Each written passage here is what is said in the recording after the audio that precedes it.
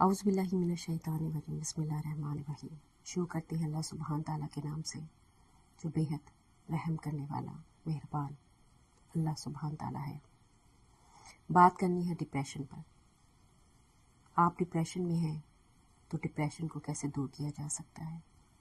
دور نہیں کیا جا سکتا تو کم تو کیا جا سکتا ہے، تو کیا کریں؟ ڈپریشن کو دور کرنے کے لیے بہت سے طریقے ہیں۔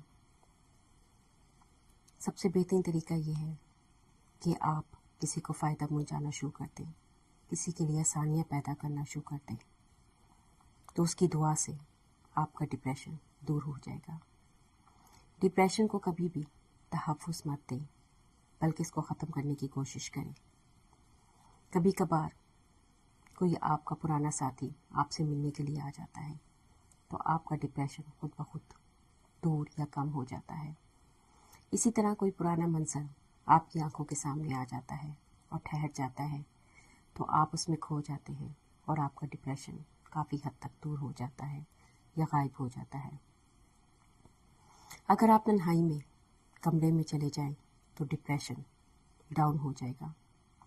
ڈپریشن میں سب سے خوبصورت اللہ کے حضور سجدہ کریں اور دعا کریں کہ یا اللہ تو ہی طوفان سے نجات دلانے والا ہے، تو ہی مچھلی کے پیٹ سے نکالنے والا ہے۔ لا الہ الا انت سبحانک انی کنت من الظالمین۔ تو ہی یوسف علیہ السلام کو کنویں سے نکالنے والا ہے اور تو ہی قیدیوں کو آزاد کرتا ہے۔ تو ہی پوری کائنات کا مالک ہے۔ تو مجھے اس مصیبت سے نکال دیں، مجھے ڈپریشن سے نکال دیں جو میری اپنی ہی وجہ سے کسی وجہ سے آئی ہے۔ تو اس طرح کا وہ بھرپور سجدہ والہانہ سجدہ اللہ سبحانہ تعالیٰ کی محبت میں کیا ہوا سجدہ آپ کو ڈپریشن سے نکال سکتا ہے، کیونکہ وہی آپ کا آخری سہارا ہے۔ باقی سب سہارے جھوٹے اور وقتی ہیں اور ساری وفائیں بے وفا ہو جاتی ہیں۔ دنیا والے تو جھکے ہوئے سر کو بھی نہیں مانتے اور ڈپریشن لیتے رہتے ہیں۔ انسان کے وجود کو کوئی قبول نہیں کرتا، لیکن وہ ایسا مالک ہے جس نے انسان کو تنہائی میں بھی کبھی نہیں چھوڑا اور پریشان شخص کی ہمیشہ بات سنتا ہے۔ اس طرح آپ کو اللہ سبحانہ تعالیٰ اپنی کمپنی دے دے گا اور آپ کا ڈپریشن دور ہو جائے گا۔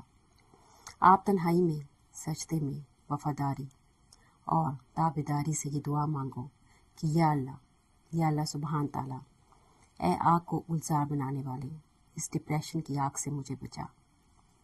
اے پانیوں میں راستہ بنا دینے والے، مجھے اس عذاب سے اور اس سیلاب سے بچا۔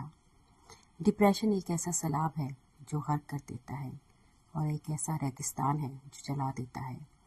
انسان کبھی صحرا میں جلتا ہے، کبھی دریا میں ڈوبتا ہے۔ دونوں صورتوں میں ہی ڈپریشن ہے۔ دوست دھوکہ دے جاتے ہیں تب بھی ڈپریشن ہوتا ہے۔ اس لیے آپ قرآن پاک کی تلاوت شروع کر دو، ڈپریشن ختم ہو جائے گا۔